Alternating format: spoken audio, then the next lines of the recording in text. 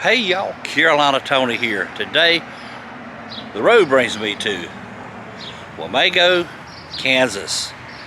And yes, we are in Kansas, and we are here to see the Oz Museum. But first, we are going to have to follow the yellow brick road. And we'll get started right after this station identification.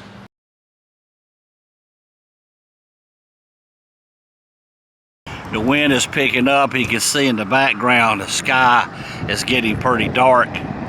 For some reason I want to say, Dorothy, I don't think we're in Kansas anymore, but we actually are. And here is the yellow brick road. Now let's take a trip down the yellow brick road, and there is Toto. There is artwork all on the walls of this little alley between the buildings. And it's pretty neat. Of course, there is the Twister. And you know who that is. Miss Gulch.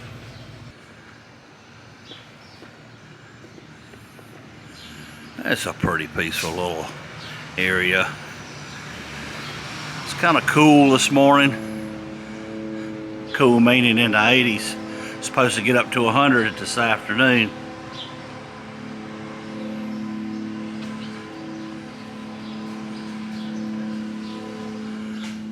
Cowardly Lion, and then at the end is Emerald City.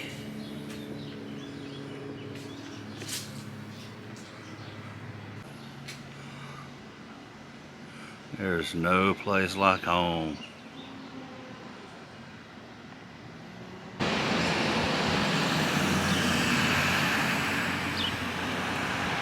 Oz Museum, Wamego, Kansas. We are going to go inside.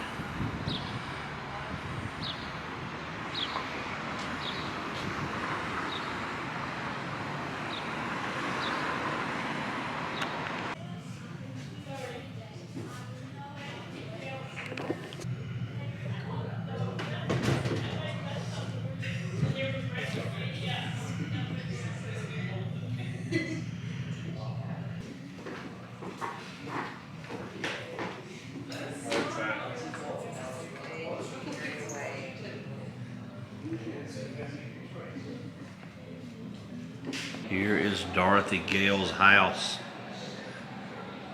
the back porch, and look, the houses fell on the Wicked Witch.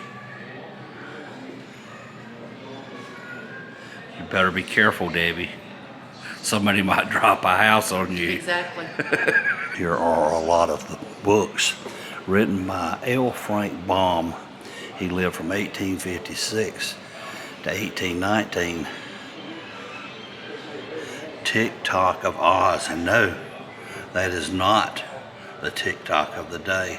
Scarecrow. Lots of books that he wrote. Of course, the movie. Of course, he did not write the screenplay, The Wizard of Oz. He wrote the book that the movie was based on.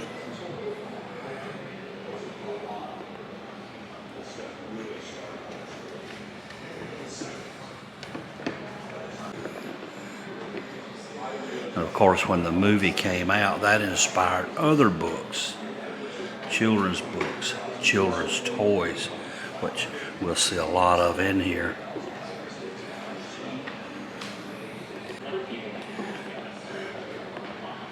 The clothing behind the glass are not the actual screen use clothing, but are the replicas.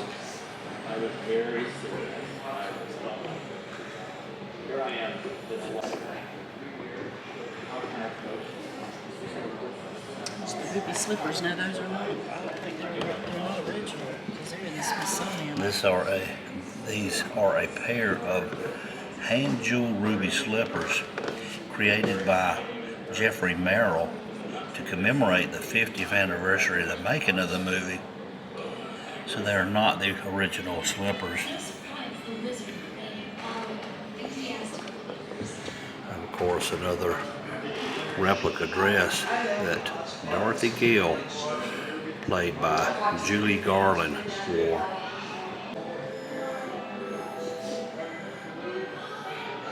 There's the Scarecrow, was played in a movie by Ray Bolger.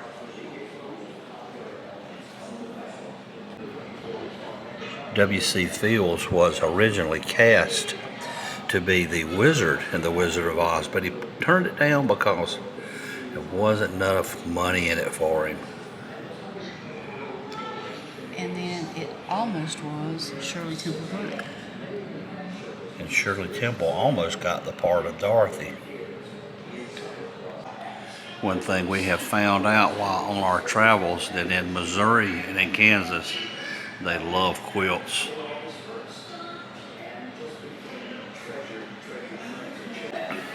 Of course, when the Wizard of Oz movie came out back in 1939, no different than movies today, toys accompany the movie prior to coming out.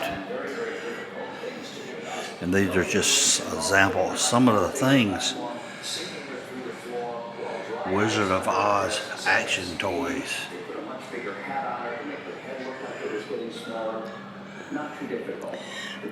These sets of cloth Wizard of Oz dolls from 1971. To achieve the flying monkeys, they used a composite of real actors and rubber miniatures. There are about a dozen men in monkey costumes, most of them jockeys, also.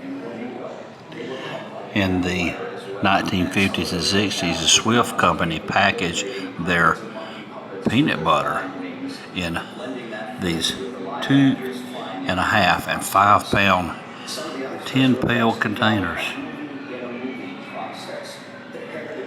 The Tin Man as depicted in the movie. Buddy Ebsen, also known as Jay Clampett, was originally cast to play the Tin Man, but because of the aluminum in the face makeup, it caused him some medical problems and he couldn't do it. Jack Haley wound up playing the part of the Tin Man. Remember, his first words on the movie was, "Mmm." These ruby slippers have felt on the soles to muffle the sound of footsteps during the recording of the movie. Of course, these were not the actual shoes, but they have been covered with felt.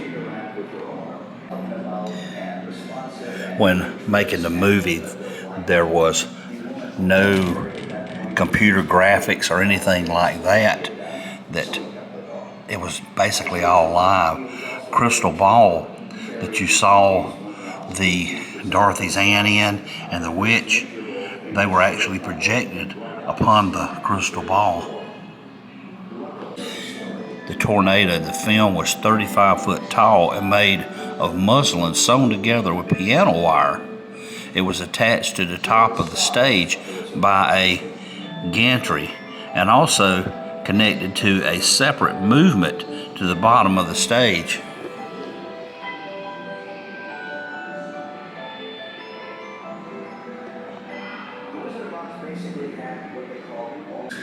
Here is a print of a flying monkey. They say that the original is too fragile to be on display. A 6.5 inch rubber monkey is believed to be the only one left with its wings intact from the 1939 MGM film. More toys, lots of toys. Yet I don't think it's an exaggeration to state that no matter what else they achieved, and there were some real achievements for the stars of the Wizard of Oz movie, they are forever associated. And of course, in the Oz Museum, there is a film playing. I wonder what it is. Put 'em up, put 'em up, put 'em up. The actor Burton Lahr played the role of the Cowardly Lion in The Wizard of Oz.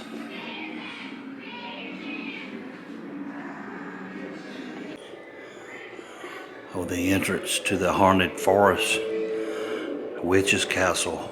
I'd turn back now if I were you.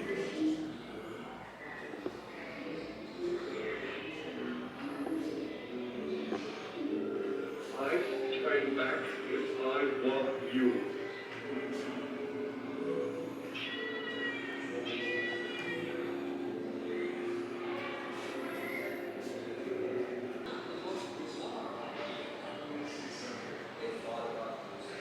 Ooh.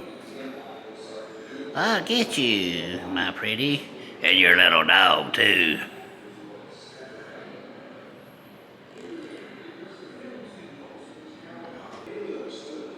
In this glass case is the Winky Guard. You may remember him from the movie. Of course, he's wearing a replica of the uniform, but in the movie he said, "You've killed the Wicked Witch." But the staff that he's holding, that is an original staff with a spear on the top. I remember the chant when they were marching, remember?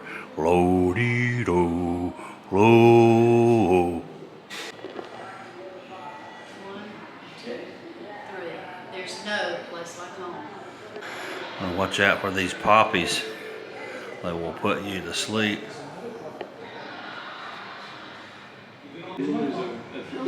Alright, well, I hope you have enjoyed our visit to the Oz Museum in Omega, Kansas. If you did, be sure to give me a big old thumbs up. Be sure to share this video with your family and friends. But until now, I'm going home. By the way, y'all have a good day.